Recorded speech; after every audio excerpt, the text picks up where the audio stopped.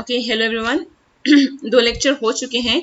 आज ही हमारा थर्ड लेक्चर है फर्स्ट चैप्टर का, जिसका नाम था some basic concepts of chemistry, जिसमें मैंने आपको इम्पोर्टेंट बताया कि सिग्निफिकेंट फिगर्स कैसे कैलकुलेट करते हैं, और वो करेक्शन याद रखना, लेफ्ट हैंड साइड वाले सिग्निफिकेंट नहीं होते, राइट हैंड साइड वाले होंगे, ठीक है। ओके, और दूसरी चीज मैंने क्या बताई थी आपको, average atomic mass, formula mass, जो मैंने बताया था कि जो जनरली मॉलिक्यूलर मास और फॉर्मूला मास है, मीनिंग सेम ही है।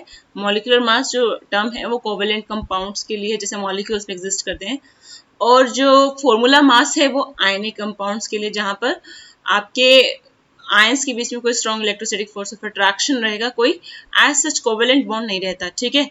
Okay, now move to the next topic, our mole concept and molar masses, ठीक है। तो मोल कंसेप्ट क्या है और मोलर मासेस क्या है वो हम देख लेते हैं। तो मोल आपने पढ़ा होगा, 9th क्लास में मोल कंसेप्ट इंट्रोड्यूस हो जाता है, ठीक है। तो आपको पता होगा एक मोल में कितने पार्टिकल्स होते हैं। आपको पता है एक मोल में पार्टिकल्स है आपके 6.022। आगे की वैल्यू चाहे ना भी याद रखो, आप डेसिमल के बाद 3 प्लेसेस याद रख लो।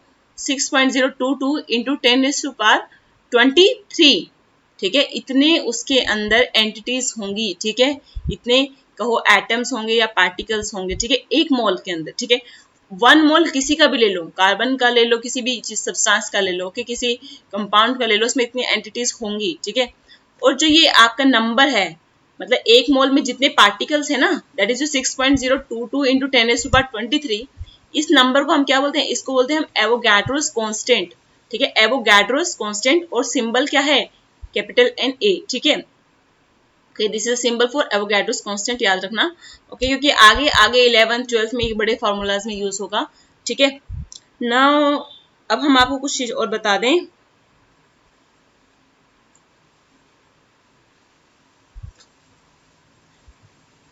एक मिनट,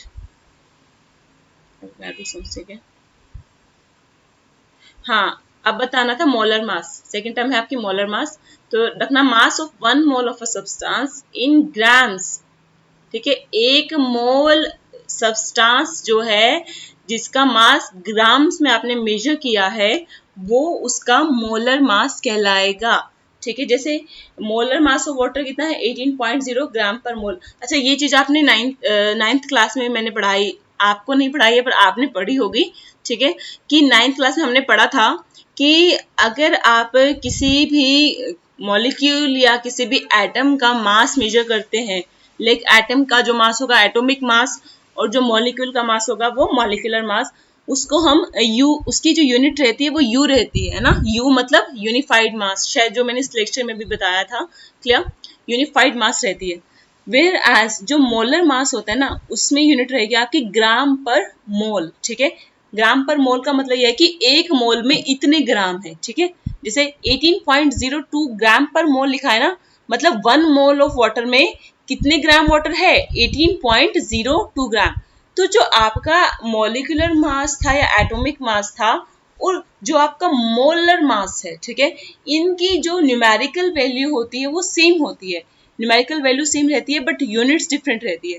मतलब अगर मैं पानी की मॉलिक्यूलर मास की बात करूं ना, तो पानी का जो मॉलिक्यूलर मास है वो 18 है, 18, ठीक है, 18 ही है, बट उसकी जो यूनिट है वो क्या है, वो यू है, ठीक है। वेयर एज जब आप मोलर मास की बात करोगे पानी के, तो वो भी 18 है बट यूनिट्स में डिफरेंट है, यहाँ पर ग्राम पर मोल है। अगर सिमिलरली मैं कार्बन की बात करूं, कार्बन आपका 12 कार्बन, कौन सा आइसोटोप, 12 कार्बन, जिसमें एटॉमिक मास 12 रहता है, ठीक है। तो अगर मैं इसके मोलर मास की बात करूं, कार्बन के एक मोल का जो मास होगा, एक मोल कार्बन का जो मास होगा वो 12 ग्राम पर मोल है। वो कितना है, 12 ग्राम पर मोल। अगर आप कार्बन का एटॉमिक मास देखें ना, अगर आपको याद हो, कार्बन का एटॉमिक मास देखें तो कितना होता है, 12 यू होता है। तो मेरा कहने का मतलब है कि जो न्यूमेरिकल वैल्यू रहती है ना एटॉमिक मास या मॉलिक्यूलर मास में, ठीक है, atomic mass in case of atoms and molecular mass in case of molecules, ठीक है।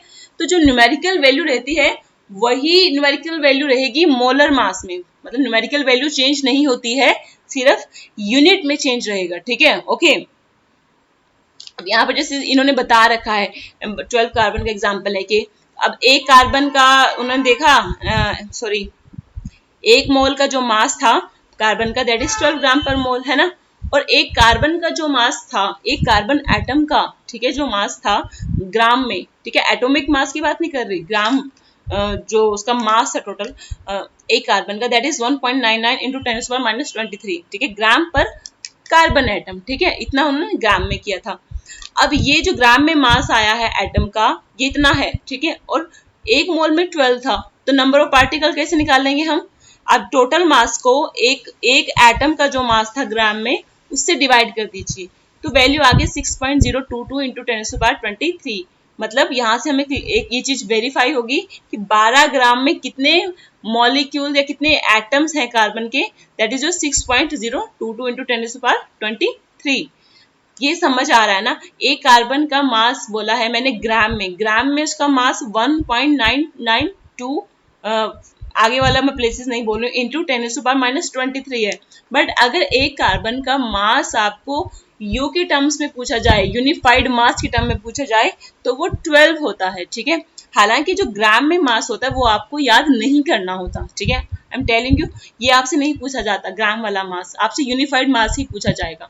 तो आपको याद ये रखना है, एटम का यूनिफाइड मास और उसका मोलर मास आपको याद रखना है, ठीक है।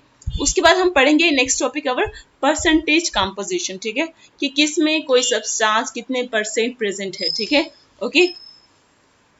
अब देखो परसेंटेज कंपोजिशन में हम बता देते हैं, किसी भी एलिमेंट की अगर आपको मास परसेंटेज निकालनी है, मेरा एरो देखते जाना, किसी भी एलिमेंट की अगर आपको, हाँ ये थोड़ा सा आपको जूम कर देती हूँ, शायद ये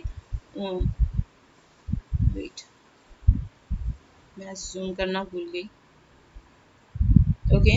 किसी भी एलिमेंट की अगर आपको मास परसेंटेज फाइंड आउट करनी है, तो आपको क्या करना पड़ेगा? पहली बात, आपको उस एलिमेंट का मास पता होना चाहिए कंपाउंड में, कि कितना मास उस कंपाउंड में प्रेजेंट है उस एलिमेंट का, ठीक है। फिर आपको उस कंपाउंड का टोटल जो मोलर मास रहता है पूरा, मतलब और भी एलिमेंट्स होंगे ना कंपाउंड में, एक ही एलिमेंट तो नहीं होगा, तो उसका जो कंपाउंड का टोटल मोलर मास होगा वो पता होना चाहिए। तो आपने सिर्फ कुछ नहीं करना, एलिमेंट के मास को कंपाउंड के मोलर मास से डिवाइड करना है, फिर ये जो वैल्यू आएगी उसको 100 से मल्टीप्लाई कर देना है, ठीक है। परसेंटेज हम ऐसे निकालते हैं ना, marks obtained over total number into 100 है ना, वैसे ही मास परसेंटेज निकालना जैसे आप अपनी एग्जाम्स में अपनी परसेंटेज निकालते हो, ठीक है। तो टोटल जो मास था, मोलर मास था उस कंपाउंड का, उसको डिवाइड करना है, ठीक है। अब देखो मोलर, अब मैं बता रही हूँ वाटर में हम हाइड्रोजन की परसेंटेज मास कैलकुलेट करेंगे।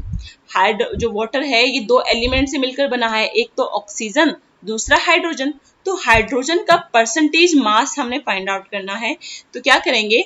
तो अब देखो कितने हाइड्रोजन है, दो हाइड्रोजन है, तो दो एलिमेंट है ना हाइड्रोजन के, तो एक हाइड्रोजन का जो मास होता है वो होता है 1.008, बताया था लास्ट लेक्चर में। तो दो का कितना होगा, 2 से मल्टीप्लाई कर दिया है ना, तो हाइड्रोजन का टोटल मास आ गया आपके पास, पानी में कितना है 2 इंटू 1.008, ये हाइड्रोजन का मास है, क्योंकि दो हाइड्रोजन थे इसलिए 2 से मल्टीप्लाई कर दिया, ठीक है। मास ऑफ एलिमेंट आ गया कंपाउंड में, ठीक है। अब किससे डिवाइड करना है? इस कंपाउंड के, जिस भी कंपाउंड में आप परसेंटेज निकाल रहे हो ना, उस कंपाउंड के मोलर मास से। अब जैसे मैं वाटर में निकाल रही हूँ हाइड्रोजन की परसेंटेज, तो वाटर का जो मोलर मास है उसको डिनोमिनेटर में रखना पड़ेगा, तो दैट इज योर 18.02 रख दिया। फिर क्या करना था, इसको 100 से मल्टीप्लाई करो, वेरी सिंपल। तो जो हमने मल्टीप्लाई करके देखा, दैट इज जो वैल्यू आई यहाँ पर सोल्व करके, ये आया है 11.18%। मतलब अगर पानी, कोई भी चीज है ना, कोई भी एक पूरी जो कोई भी चीज होती है, लाइक पानी का एक मॉलिक्यूल है, वो खुद में क्या है 100% है ना, तो उस 100% में 11.18% क्या रहता है, हाइड्रोजन रहेगा, और जो रिमेनिंग है वो किसका मास है, वो ऑक्सीजन का मास है, ठीक है। अब देखो हम वेरीफाई कर लेते हैं मास परसेंटेज ऑफ, अगर ऑक्सीजन निकालने को पूछे आपसे तो आप क्या करोगे, ऑक्सीजन का निकालना है ना, तो न्यूमरेटर में किसकी वैल्यू आएगी, जिसका निकालना है, तो एक ही ऑक्सीजन है, H2O के फॉर्मूले में एक ही ऑक्सीजन है, तो सिंपल 16 लीजिए, डिवाइड कर दीजिए पानी के मॉलिक्यूलर मोलर मास से, दैट इज 18.02 इंटू 100 कर दीजिए, ठीक है। वैल्यू क्या आ गई 88.79, ठीक है। तो इतना परसेंटेज ऑक्सीजन रहता है एक पानी के मॉलिक्यूल में, ठीक है। उसके बाद आप सिमिलरली इथेनॉल में जैसे निकाल सकते हो, this is the formula for ethanol, ठीक है। तो इथेनॉल में अगर मैं पूछूं कार्बन की परसेंटेज निकाल लो तो कैसे करोगे, उसके लिए आपको इथेनॉल का मोलर मास निकालना पड़ेगा, ठीक है। कैसे निकालेंगे इथेनॉल का मोलर मास, सिंपली 2 कार्बन है, दो 5 हाइड्रो 5 नहीं 6 है, 5 ये है 6 ये वाला है ना, 6 हाइड्रोजन है और 1 ऑक्सीजन है। तो क्या करूंगी, 2 इंटू 12.01 एक कार्बन के मोलर मास से मल्टीप्लाई कर दिया, फिर 6 इंटू ऑक्सीजन का सॉरी हाइड्रोजन के मोलर मास से मल्टीप्लाई कर दिया, दैट इज 1.008 प्लस ऑक्सीजन एक ही है और एक ऑक्सीजन का जो मोलर मास था कितना था 16, ठीक है। तो ये आ गया आपका, आपने इसको ऐड करके मल्टीप्लाई करके ऐड किया तो वैल्यू आ गई 46.068 ग्राम। ये आपका मोलर मास किसका आ गया जी, इथेनॉल का आ गया है। अगर बोलूं कार्बन की परसेंटेज निकालो तो कैसे निकालोगे, बहुत सिंपल है। तो आपको पहले कार्बन का, अकेले कार्बन का देखो इसमें कितना है, कितना कार्बन है इस कंपाउंड में, तो 2 कार्बन दिख रहे हैं ना, तो 2 कार्बन का कितना आ जाएगा मोलर मास, 2 इंटू 12.01, तो वैल्यू आ गई 24.02, मतलब इतना ग्राम कार्बन है। 46.068 में 24.02 ग्राम कितना है, कार्बन है। डिवाइड किया पानी के जो सॉरी इथेनॉल के मोलर मास से और इसको 100 से मल्टीप्लाई कर दो तो वैल्यू आ गई 52.14%। तो ये आपको समझ में आया कि कार्बन 52.14% है इथेनॉल में, ठीक है। ओके, एक मिनट रुको।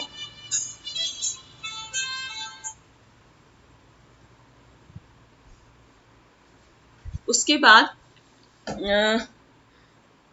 ये वीडियो रिकॉर्डिंग के टाइम पे सबसे बड़ा इशू हमको यही है कि स्कूल से फोन आ जाता है तो क्या करूं बीच में। अब उसके बाद देखिए एम्पेरिकल फॉर्मूला, एक मिनट में इसको साइलेंट ही कर देती हूँ कभी दोबारा आ जाए।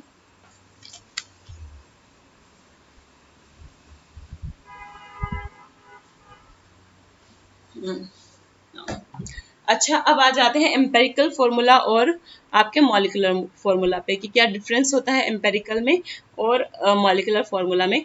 तो मैं आपको सिंपल बताता हूँ, देखो कोई भी आपके पास मॉलिक्यूल है, मॉलिक्यूलर फॉर्मूला आपको क्या बताता है, आपको सिंपल एग्जैक्ट बताएगा कि इतने कार्बन है, इतने हाइड्रोजन है और इतने ऑक्सीजन है। जैसे कि इथेनॉल का देखा आपने C2H5OH, तो ये उसका मॉलिक्यूलर फॉर्मूला है। यहाँ पर हमको बड़ी क्लियरली पता चल रहा है कि 2 कार्बन है, 6 हाइड्रोजन है और 1 ऑक्सीजन है। एम्पेरिकल फॉर्मूला फिर क्या होता है, एम्पेरिकल फॉर्मूला आपको सिंपलेस्ट होल नंबर रेशियो बताएगा, ठीक है। इसको अंडरलाइन कर लेना, सिंपलेस्ट होल नंबर रेशियो आपको एम्पेरिकल फॉर्मूला बताता है। अभी मैं आपको इस एग्जांपल लेके समझाऊंगी, वेट। कोई एग्जांपल ही नहीं दिया है, एक मिनट, चलो मैं खुद से समझा देती हूँ, कोई एग्जांपल है कि इसमें नहीं है तो डोंट वरी। जैसे आपके पास ओके ग्लूकोज का मॉलिक्यूल लेती हूँ मैं, ग्लूकोज का मॉलिक्यूल अगर मैं लूँ तो आपको याद है फॉर्मूला क्या होता है, C6H12O6, ठीक है।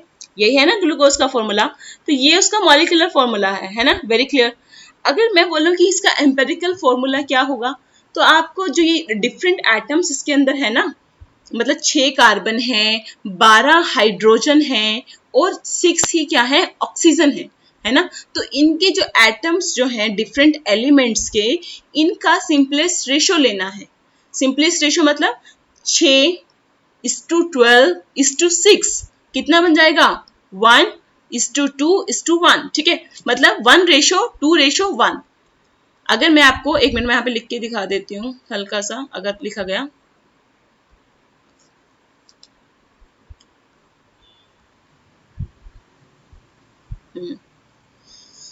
अगर मैं लिखूं कि जैसे C6, ये थोड़ा समझ आना, ये 6 कहाँ पे जाए, ठीक है, H12 और O6, ये ग्लूकोज का फॉर्मूला है सपोज करो, ठीक है। ओके, ये जो 6 होता है थोड़ा नीचे लिखा जाता है, आपको पता है ना नंबर नीचे लिखे जाते हैं, वो मेरे पास अभी टेक्निक नहीं है तो मैंने जस्ट ऐसे लिख दिया। तो ये इसका मॉलिक्यूलर फॉर्मूला है। अगर मैं इसका एम्पेरिकल फॉर्मूला बताऊं तो देखो कितने यहाँ पे 6 कार्बन है, 12 हाइड्रोजन है और 6 ही क्या है, ऑक्सीजन है ना। तो ये जो नंबर डिफरेंट एलिमेंट्स है ना, इनका रेशियो देखना पड़ेगा, सिंपल रेशियो। देखो यहाँ पे बता देती हूँ मैं, 6:12:6, ये है ना, इस रेशियो में एलिमेंट प्रेजेंट है इस मॉलिक्यूलर फॉर्मूला में। तो एम्पेरिकल फॉर्मूला बताने के लिए आपको इसका सिंपलेस्ट रेशियो लेना पड़ेगा। तो इसका सिंपलेस्ट रेशियो क्या रहेगा, 1:2:1। ठीक है, तो क्या फॉर्मूला बन जाएगा, एम्पेरिकल फॉर्मूला क्या बन जाएगा, मैं यहाँ पे लिख देती हूँ C1, एक लिखने की जरूरत नहीं है, 1 को नहीं लिखा जाता है केमिस्ट्री में, H2O। तो ये उसका एम्पेरिकल फॉर्मूला बन जाएगा C1H2O1। ठीक है, ये डिफरेंट एलिमेंट्स को सिंपलेस्ट रेशियो में हमने लिख दिया है। ठीक है, तो एम्पेरिकल फॉर्मूला से आपको सिर्फ रेशियो पता चलता है, एग्जैक्ट नंबर ऑफ एटम्स नहीं पता चलते, इसलिए एम्पेरिकल फॉर्मूला यूज नहीं किया जाता, मॉलिक्यूलर फॉर्मूला यूज किया जाता है, क्योंकि हमको एग्जैक्ट नंबर ऑफ एटम्स पता होने चाहिए। ठीक है, अगर हम कुछ भी मतलब कोई भी आप किसी भी तरह की कैलकुलेशन या कोई भी स्टडी करते हैं तो आपको उस मॉलिक्यूल में कितने एटम प्रेजेंट है वो आपको पता होना चाहिए। ठीक है, अच्छा ये तो तुम निकाल लोगे नंबर ऑफ मोल्स वगैरह, इसमें कुछ डाउट तो नहीं आएगा आई थिंक सो। एक मिनट,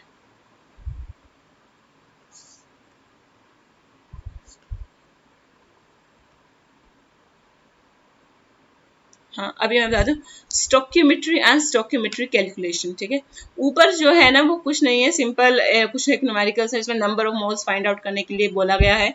नंबर ऑफ मोल्स तो आप क्लास 9 से फाइंड आउट कर रहे हैं, तो मुझे नहीं लगता number of moles find out करने का एक सिंपल सा फॉर्मूला होता है, given weight of the substance divide by molar mass of the substance. ठीक है, जो गिवन वेट क्वेश्चन में जितना वेट गिवन है उस कंपाउंड का, उसको किससे डिवाइड करना है, उस कंपाउंड की मोलर मास से। ठीक है, तो आपके पास नंबर ऑफ मोल्स आ जाते हैं। ठीक है, अब देखो स्टोक्योमेट्री क्या होता है और मतलब कैसे हमें स्टोक्योमेट्री कैलकुलेशन को डील करना है। आपने अक्सर ये टर्म पढ़ी होगी, ठीक है, स्टोक्योमेट्री कोएफिशिएंट केमिस्ट्री में। ठीक है, तो एग्जैक्टली स्टोक्योमेट्री होता है कि हमको ये बताता है कि कोई एलिमेंट कितना है। ठीक है, स्टोक्योमेट्री हमें क्या, stoichio means element and metron means measure. ठीक है, ये मेजर करता है कि कितने एलिमेंट्स हैं, कौन सा एलिमेंट कितना है। ठीक है, ओके, तो अक्सर हम इसमें दिखा देते हैं आपको, कोई क्वेश्चन अगर मुझे दिख जाए, एक मिनट, क्योंकि ऐसी चीजें समझ में नहीं आती हैं। लाइक ये है कोई बैलेंस केमिकल इक्वेशन मैंने ली है, CH4 मीथेन प्लस, ये मीथेन का कंबशन हो रहा है, प्लस 2O2, आपको क्या दे रहा है, CO2 and 2 molecule of H2O। तो बैलेंसिंग करना आता है ना, क्लास 10th में किया था बैलेंसिंग। ठीक है, तो सारे जो रिएक्टेंट एंड जो प्रोडक्ट है सब गैसियस फेस में, ये भी देखने को मिल रहा है। तो यहाँ पर अगर मैं इनके स्टोक्योमेट्रिक कोएफिशिएंट की बात करूँ, स्टोक्योमेट्रिक कोएफिशिएंट मतलब कौन सा कंपाउंड, कौन सा मॉलिक्यूल कितना है। जैसे ये CH4 का मॉलिक्यूल है, इसके आगे कुछ नहीं लिखा हुआ ना, मतलब ये क्या है, एक CH4 है, एक मीथेन है।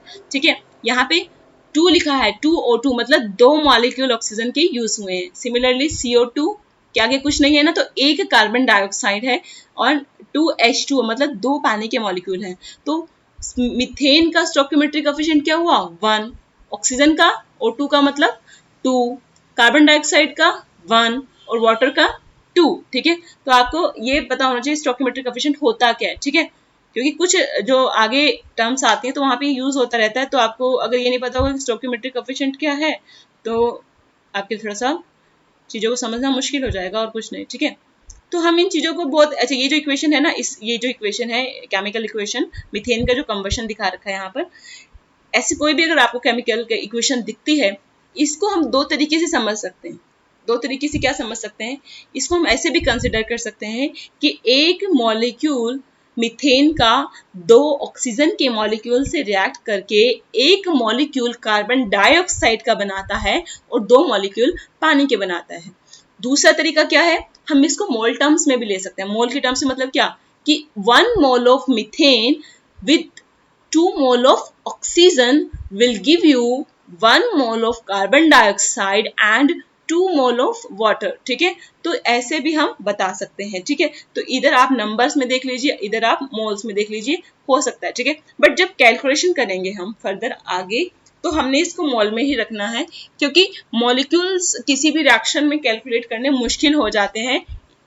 इजी होता है अगर आप नंबर ऑफ मोल्स को कैलकुलेट कर ले, क्योंकि नंबर ऑफ मोल्स के लिए आपके पास फॉर्मूला है। मॉलिक्यूल्स किसी को दिख थोड़ी ना रहे हैं रिएक्शन में कितने हैं, मोल्स तो आप फिर भी वेट के हिसाब से निकाल सकते हो कि कितना मोल होगा। क्योंकि देखो, अगर मैं आपको बता दूं कि मैंने इतना मीथेन लिया, इतने ग्राम मीथेन लिया, तो आपको ये कैलकुलेट करना तो लगभग इम्पॉसिबल सा हो जाएगा कि उसने ग्राम में कितने मॉलिक्यूल हैं, मतलब थोड़ा लेंथी हो जाएगा, उसको कोई प्रेफर थोड़ा ना करेगा। सिंपल सी बात है, अगर आपको मीथेन के ग्राम्स पता है कि कितने ग्राम लिया है, आप उसके सिंपल मोल फाइंड आउट करो। मोल फाइंड आउट करने के लिए आपको क्या करना पड़ेगा, जो जितना भी ग्राम आपने मीथेन का लिया है उसको डिवाइड कर दीजिए मीथेन के मोलर मास से, ठीक है, क्लियर। तो आपके नंबर ऑफ मोल्स आ जाएंगे, ठीक है। और एक बात याद रखना है कि आपने पढ़ा है कि जो कंजर्वेशन ऑफ मास, ठीक है, कि मास can neither be created nor be destroyed, ठीक है। तो किसी भी केमिकल इक्वेशन में, रिएक्शन में, ना तो मास डिस्ट्रॉय होता है ना मास क्रिएट होता है। आप देख लेना, जितने हाइड्रोजन इधर होंगे उतने ही हाइड्रोजन इधर होते हैं। तभी हम बैलेंसिंग की बात करते हैं, केमिकल इक्वेशन की बैलेंसिंग क्यों की जाती है, ताकि जितना मास लेफ्ट हैंड साइड पर हमने लिया था उतना ही मास राइट हैंड साइड पर रहे, कंजर्वेशन ऑफ मास आपका एप्लीकेबल रहे, ठीक है, ओके। अब देखो यहाँ पर आगे,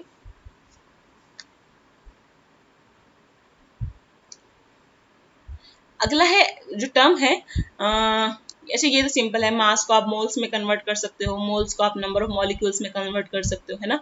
मोल्स को नंबर ऑफ मॉलिक्यूल्स में कैसे कन्वर्ट करोगे, simply multiply with Avogadro's constant, that is your 6.022 into 10⁻23, ठीक है।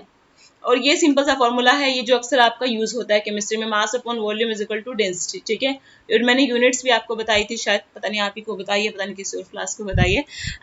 डेंसिटी की यूनिट्स जो है वो इसी फॉर्मूला से आती है, ठीक है।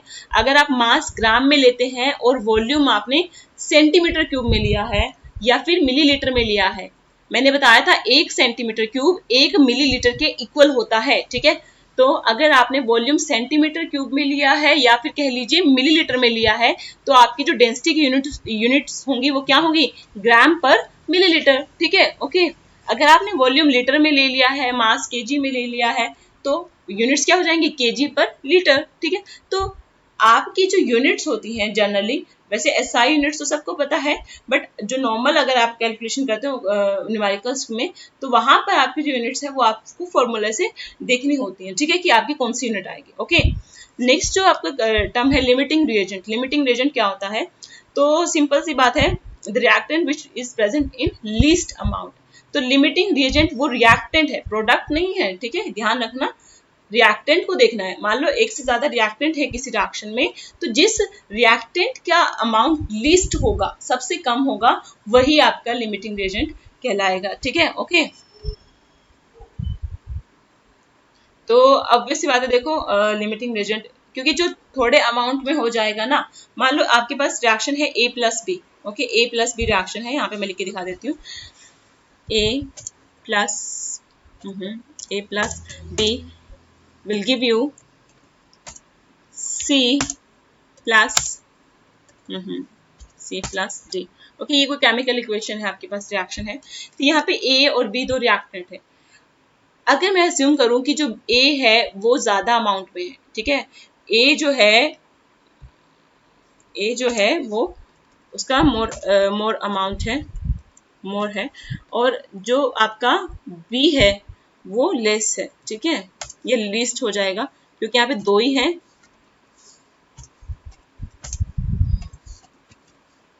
ठीक है, ओके।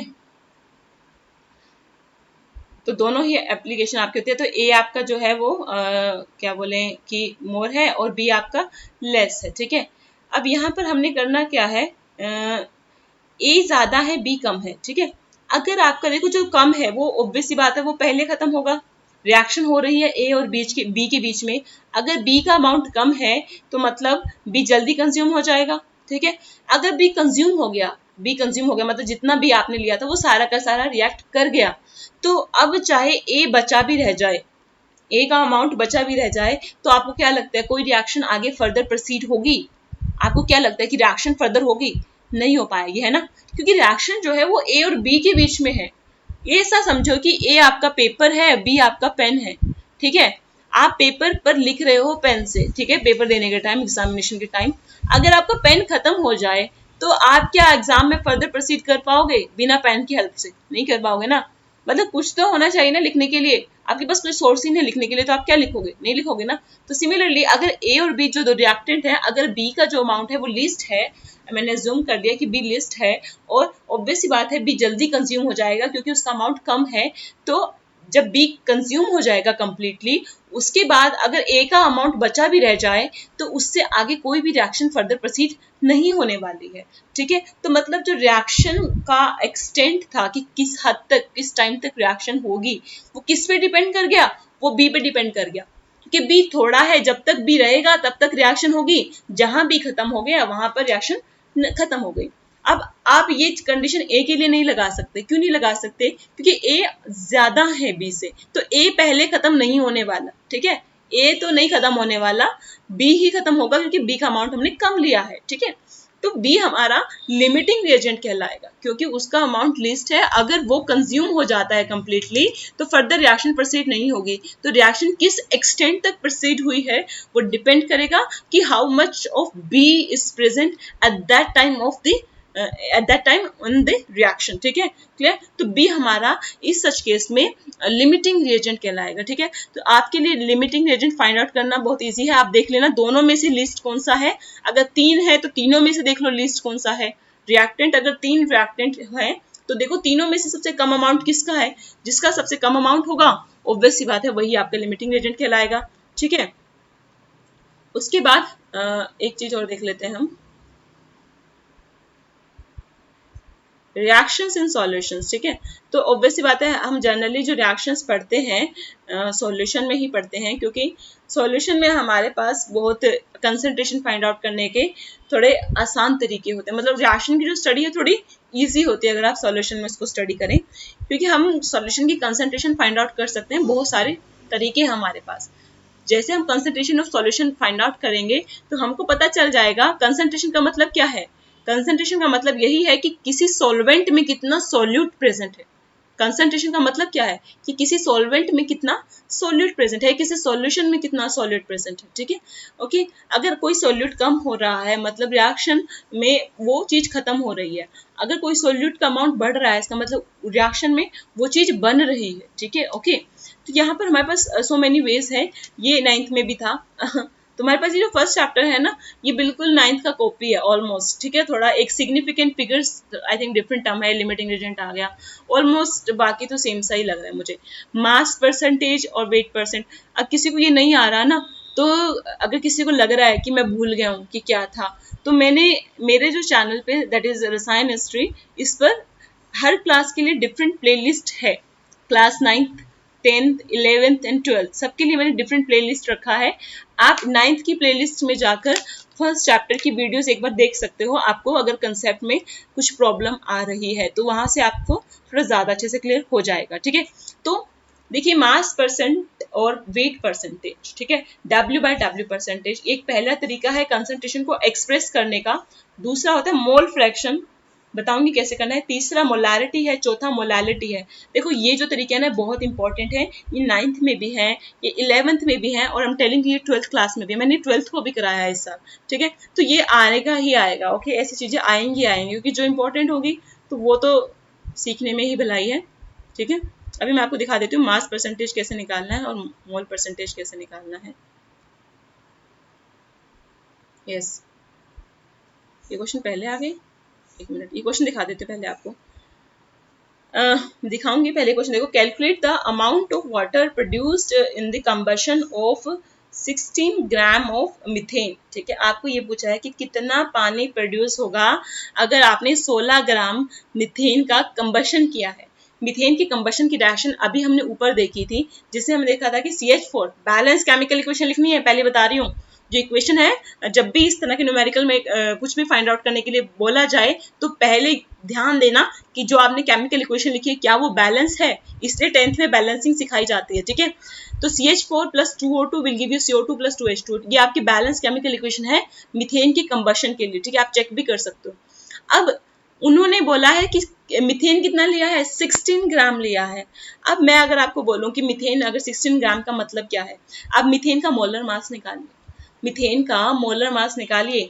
तो कार्बन का देखो मैंने यहाँ पे निकाल के दिखा रखा है, कार्बन का जो मोलर मास होता है दैट इज 12 है ना, कार्बन का आपका एटॉमिक मास है, मोलर मास जो है 12 है और हाइड्रोजन 4 है, ठीक है। तो 1.008 था ना, तो उसको राउंड मतलब अप्रोक्सीमेट 1 ले लेते हैं कैलकुलेशन को सिंप्लीफाई करने के लिए, ठीक है।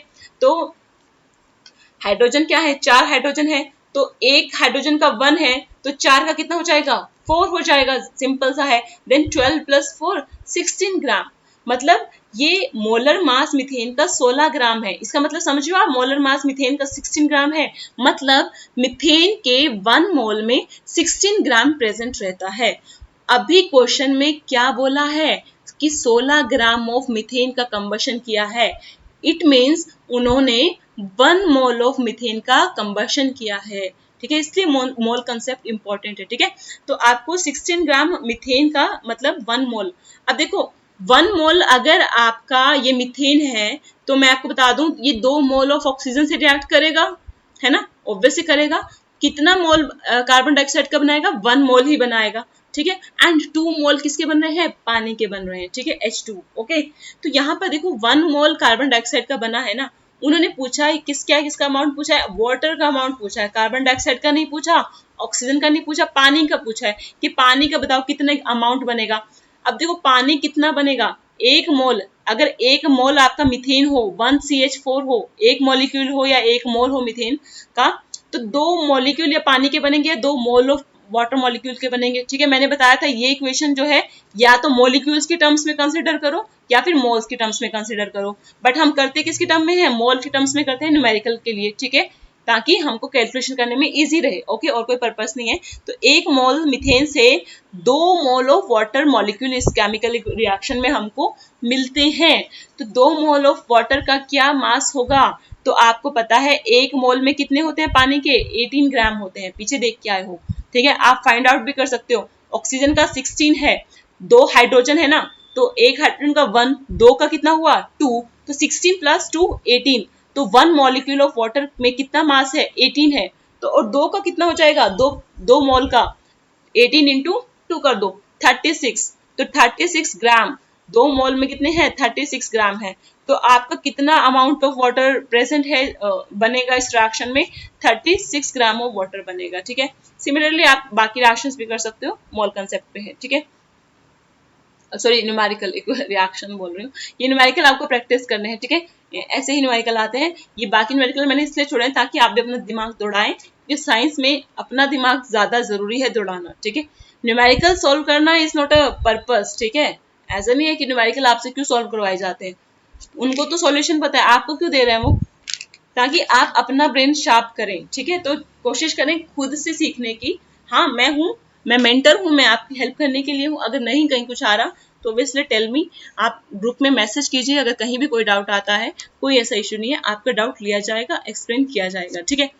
अब जो मैंने आपको 4 तरीके बताए कि कंसंट्रेशन को एक्सप्रेस करने के 4 तरीके हैं ना, एक तो weight by weight percentage, mole fraction, molarity, और चौथा क्या बताया था, मोलालिटी, ठीक है। तो अभी मैं चारों जो वेज हैं वो 1 बाय 1 आपको एक्सप्लेन कर देती हूँ, ठीक है। तो पहले इन सब चीजों को पढ़ने से पहले आपको मैं एक चीज बताऊंगी कि बाइनरी सॉल्यूशंस क्या होते हैं। सॉल्यूशन तो आपको पता है ना, किसी सॉल्वेंट में जब कोई सॉल्यूट हम डिसॉल्व करते हैं तो सॉल्यूशन बन जाता है, ठीक है। तो बाइनरी सॉल्यूशन क्या होगा, देखिए बाइनरी सॉल्यूशन वो होते हैं जिसमें एक सॉल्यूट रहेगा और एक ही सॉल्वेंट रहेगा, मतलब सॉल्यूट एक ही होना चाहिए, कोई एक सॉल्यूट होना चाहिए, आप कोई भी ले लीजिए, और जो सॉल्वेंट है वो भी आपका एक ही होना चाहिए। जैसे आपने सॉल्ट सॉल्यूशन बनाया, सॉल्ट सॉल्यूशन क्या करते हैं, आप पानी लेते हो, पानी आपका सॉल्वेंट है और जो आपका सॉल्यूट होता है सोडियम क्लोराइड, ठीक है। तो मैंने सिर्फ सोडियम क्लोराइड डाला, मैंने और कोई कंपाउंड उसमें नहीं डाला, तो मैंने एक ही सॉल्यूट लिया और एक ही सॉल्वेंट लिया, तो इसका मतलब मेरा सॉल्यूशन क्या कहलाएगा, बाइनरी सॉल्यूशन कहलाएगा। तो जनरली हमने जो 11th एंड 12th में सॉल्यूशंस पढ़ने हैं वो बाइनरी सॉल्यूशन ही हैं, ठीक है। तो हमारा फोकस बाइनरी पे रहेगा क्योंकि सिंपलेस्ट से स्टार्ट करते हैं। तो एक बात और बता दूं कि कई लोगों को ये नहीं समझ में आता कि सॉल्यूट क्या होता है और सॉल्वेंट क्या होता है, ठीक है। इसके लिए भी अगर डिटेल जाना है तो 9th की वीडियोस देख लेना, उसमें भी बता रखा है। क्लास 9th जो सॉल्यूट होता है, किसी भी ये नहीं है कि सॉलिड जो होगा वो सॉल्यूट होगा और जो लिक्विड होगा वो सॉल्वेंट होगा, ऐसा कोई रूल नहीं होता, ठीक है। तो जनरली जो चीज ज्यादा अमाउंट में होगी ना, जो चीज ज्यादा अमाउंट में होगी वो सॉल्वेंट कहलाएगी, ये लिख भी दिया है। और जो चीज कम अमाउंट में होगी वो सोल्यूट कहलाएगी, ठीक है। स्मॉल अमाउंट में जो चीज रहती है वो सोल्यूट कहलाती है, और जो ज्यादा अमाउंट में रहती है वो सोलवेंट कहलाती है, ठीक है। क्लियर? तो अब स्टार्ट कर देते हैं मास परसेंट से। पहला जो W/W परसेंटेज था ना, मास परसेंटेज, कैसे निकालना है? किसी भी एलिमेंट का या सब्सटेंस का मास परसेंटेज कैसे निकालना है? सिंपल करना है, सोल्यूट के मास को डिवाइड करना है सॉल्यूशन के मास से, ठीक है। सॉल्यूशन के मास से करना है, सोलवेंट के नहीं करना। सॉल्यूशन लिखा है, सॉल्यूशन का मास क्या होगा? Solute, mass of solute plus mass of solvent, ठीक है, क्योंकि सॉल्यूशन तो दोनों से मिलकर बनता है ना, ठीक है। इसको जो आएगा मल्टीप्लाई कर देना है 100 से, ठीक है। ओके, अभी निकाल के भी देख लेते हैं, एक का निकाल कर भी देखेंगे।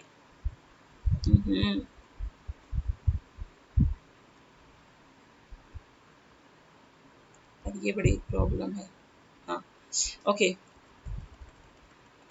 ये प्रॉब्लम 1.6 देखिए। A solution is prepared by adding 2 gram of substance A to 18 gram of water, ठीक है। कोई एक सब्सटेंस दिया है A, हमें नाम नहीं पता, बस हमें इतना बता दिया हमें कि हमने उसका 2 ग्राम लिया है। कितना लिया है? 2 ग्राम। और उसको किसमें घोला गया है? 18 ग्राम ऑफ वाटर में घोला गया है, ठीक है। 18 ग्राम ऑफ वाटर में डिसॉल्व किया गया है। तो कौन सा चीज ज्यादा है, किसका अमाउंट ज्यादा है? 2 ग्राम ज्यादा है या 18 ग्राम ज्यादा है? तो डेफिनेटली 18 ग्राम अमाउंट ज्यादा है ना। तो पानी क्या है आपका यहाँ पे? सोलवेंट है, whereas this substance A is your solute, ठीक है। तो हमको मास परसेंट पूछ लिया है, बहुत ही आसान क्वेश्चन है ना। तो क्या करेंगे जी? सोल्यूट का मास लिया 2 ग्राम, ठीक है। किससे डिवाइड करना था? सॉल्यूशन के मास से डिवाइड करना था। अब 18 मत लिख देना, 18 तो क्या है? सोलवेंट का मास है। तो सॉल्यूशन का मास कैसे आएगा? सिंपली ऐड कर दीजिए 2 ग्राम ऑफ ए सोल्यूट का mass plus 18 gram of water, that is your mass of solvent, ठीक है। It will be equal to 20 gram. तो 2/20 इंटू 100, दैट इज योर कितना परसेंटेज आ गया? 10%, ठीक है। तो ए का मास परसेंटेज कितना आ गया? 10%। तो किसी का भी आप मास परसेंट बिल्कुल बहुत इजी तरीके से निकाल सकते हो, ठीक है। Okay, now come to the next one, mole fraction. Mole fraction क्या होता है? तो देखो, मोल फ्रैक्शन के लिए भी सिंपल सा ही है। आपने न्यूमरेटर में लेना है number of moles of A, ठीक है। Okay, numbers of moles of A, A आपका कोई सॉल्यूट होगा, वेयर डिवाइड करना है इसको number of moles of the solution. वहां पर क्या था? वहां पे मास लिया था और मल्टीप्लाई बाय 100 किया था मास परसेंटेज में। ये परसेंटेज नहीं है, ये मोल फ्रैक्शन है, इसलिए मल्टीप्लाई बाय 100 नहीं करेंगे, है ना। जैसे ऊपर वाले फॉर्मूला में मल्टीप्लाई बाय 100 किया गया था क्योंकि हम परसेंटेज फाइंड आउट कर रहे थे, है ना। हियर हम mole fraction percentage find out नहीं कर रहे हैं, हम simple mole fraction find out कर रहे हैं। तो हमने क्या किया? ए के जो मोल है, सपोज करो N A is the symbol for number of moles of A. तो स्मॉल एन जो है वो आपका नंबर ऑफ मोल्स के लिए सिंबल रहेगा केमिस्ट्री में, ठीक है। डिवाइड किससे करेंगे? सॉल्यूशन के मोल से। तो सॉल्यूशन के मोल्स में दोनों आएंगे, है ना। ए जो कि सोलवेंट है और बी जो कि ए जो कि सोल्यूट है, बी जो कि सोलवेंट है, ठीक है। गलती से भूल गया था, ए आपका सोल्यूट है, बी आपका सोलवेंट है। तो n A plus n B, number of moles of solute plus number of moles of solvent, ठीक है। इसे डिवाइड कर दीजिए तो आपका मोल फ्रैक्शन आ जाएगा, ठीक है। ये ए का मोल फ्रैक्शन है। अगर आपसे बी का मोल फ्रैक्शन पूछ लिया जाए, मतलब सोलवेंट का मोल फ्रैक्शन पूछ लिया जाए, तो क्या करोगे? ऊपर क्या करोगे? Number of moles of B divide by total number of solution, है ना, total number of moles of solution, ठीक है। बहुत इजी है, इसका भी न्यूमेरिकल देख लेते हैं, अगर दिया हो किसी ने, नहीं दे रखा तो कोई बात नहीं। अब आता है मोलैरिटी। मोलैरिटी को कैपिटल एम से डिनोट किया जाता है, मोलैरिटी। देखिए यहाँ पे आर है, याद रखना आर, ठीक है, मोलैरिटी है। तो मोलैरिटी को फाइंड आउट करने के लिए आपको क्या चाहिए? Number of moles of solute, solute के नंबर ऑफ मोल्स होंगे, डिवाइड करना है वॉल्यूम ऑफ सॉल्यूशन, सॉल्यूशन का वॉल्यूम लेना है, बट कंडीशन क्या लगाई है? इन लीटर्स, ठीक है। अगर लीटर में नहीं है, आपको न्यूमेरिकल में अगर आपको वॉल्यूम सॉल्यूशन का मान लो मिलीलीटर में दे दिया है या किसी और यूनिट में दे दिया है, तो आपको उसको लीटर में कन्वर्ट करना होगा, ठीक है। सिमिलरली अगर सोल्यूट का जो जनरली नंबर ऑफ मोल्स दिया है ना ऊपर, है ना, फॉर्मूला में नंबर ऑफ मोल्स लिखा है, तो न्यूमेरिकल में आपको डायरेक्टली सोल्यूट के मोल्स नहीं बताए जाते, आपको क्या बताया जाएगा, आपको वेट बताया जाएगा। आपको सब्सटेंस का जनरली वेट बताया जाता है और सब्सटेंस का फॉर्मूला भी बता देंगे, है ना। तो अब देखो, जब आपको वेट पता है और उसका फॉर्मूला पता है कि क्या है, तो आप उसका मोलर मास निकाल लोगे, तो आपको वहां पे नंबर ऑफ मोल्स भी कैलकुलेट करने पड़ेंगे। ये मैं आपको न्यूमेरिकल में दिखा दूंगी, बिल्कुल परेशान होने वाली बात नहीं है। तो आप फिलहाल के लिए इतना याद रखिए कि सोल्यूट के मोल्स को डिवाइड करना है volume of the solution of litres, ठीक है। आई थिंक आज के लिए काफी है, मेरे अभी कान बजने लगे हैं, तो मतलब 45 मिनट से ऊपर हो गया होगा, अदरवाइज मेरे इतनी जल्दी नहीं बचते। बाकी जो है नेक्स्ट लेक्चर में कराऊंगी, ठीक है, न्यूमेरिकल्स देख लेंगे थोड़े से, और आई थिंक इसको, ये चैप्टर में यही सब इम्पोर्टेंट है, ठीक है। Okay, thank you so much.